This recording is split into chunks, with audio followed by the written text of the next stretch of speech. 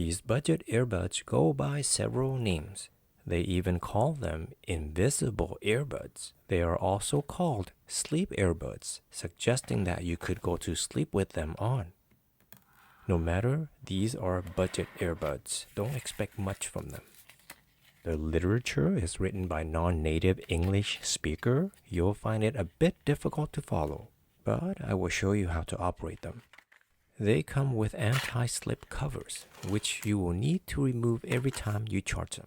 You would likely rip them doing so, which makes no sense and which I won't need. The case is pretty slick but feels pretty cheap, very light and hollow. Comes with 3 battery lights out of 4. The buds are pretty small and they are magnetic. Let's see how they compare in size to AirPods generation 1 and 2 and 3. These styles of earbuds are a good option for people who want a discreet way to listen to music or audio. Here comparing to AirPods generation 3. As mentioned before, they are magnetic and convenient when storing. After charging, let's pair them. My apologies for the residue or streaks on the screen. Hope you can overlook that. For pairing, just take them out and wait. You will see X21, just select that. If you see more than one, please look in the description for the solution. After the initial pairing, you could just take them out and they will connect automatically. There, connected. Again, they should work in tandem or in stereo. If not, please wait, because I'm going to show you how they work together and independently. Here, they work in tandem or in stereo. You can press either of the buttons to play or pause.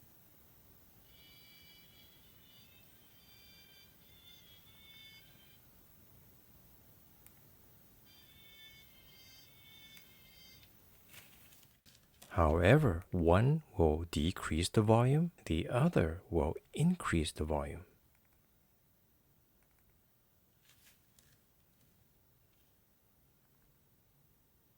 So those are the basic functions. If you notice the audio prompt is in Chinese, you could turn off Bluetooth or disconnect them. Then double press the button to switch between languages.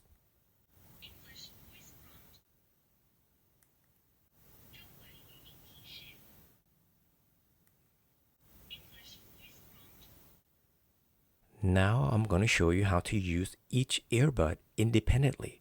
Then I'll show you how to switch back to use in tandem or in stereo again. But first you have to unpair them or forget this device, meaning you have to start over again, like you have never paired them before. After unpairing, now I can show you how to use each earbud independently. If they're both connected to be used in tandem or in stereo, you will only see X21 profile one time. Next, triple press a button. This is to disconnect the 2 earbuds. Then you will see another X21 under the Bluetooth profile. Actually, 2 more X21, representing each bud. This method will also work with X20 and X6S as well, as long as your earbuds look similar to these.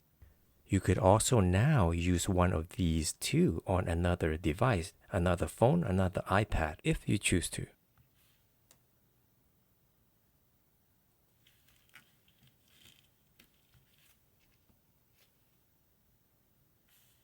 You will see now that they can work separately.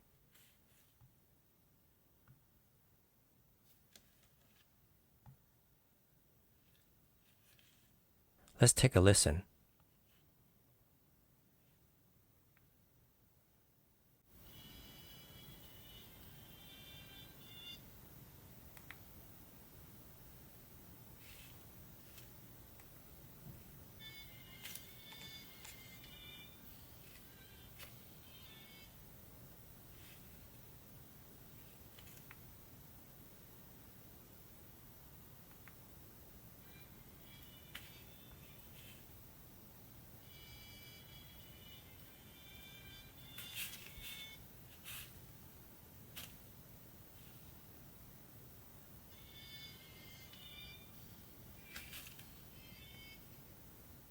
Now I'm going to show you how to reconnect the two so you could hear them in stereo or in tandem.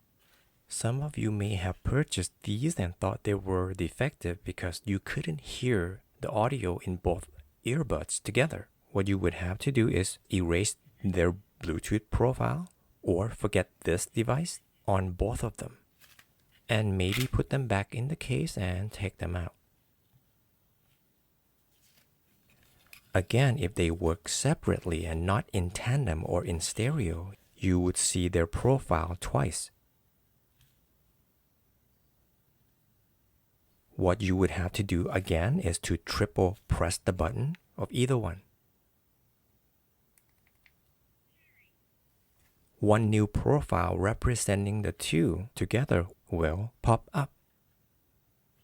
And go ahead and just select that new one, and the other two will just go away eventually. And there you go. You can see only one profile belonging to both of them. And here you will see that they work now in stereo, in tandem.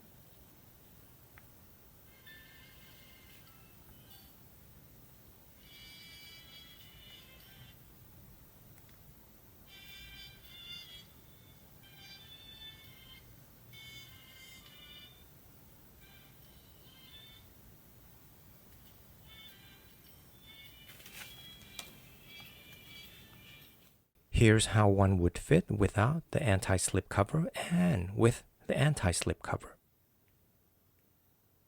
For me, I won't be using the covers because they fit just fine for me without them. A quick review. As you know, these budget invisible earbuds are much cheaper than the Apple AirPods. They don't have anything like active noise cancellation or other advanced features like transparency mode, adaptive EQ, or spatial audio. As for sound quality, Apple AirPods have a wider sound stage, better pass response, and more detailed treble. But these budget ones are not bad. They're just not as good, but they're discreet and perform well enough for me to keep them. And that's all I have. I hope you find this video useful, especially how to use these. I had trouble figuring them out for a little while, but I managed to figure it out. Anyway, thank you for watching. I hope you come back for the next video.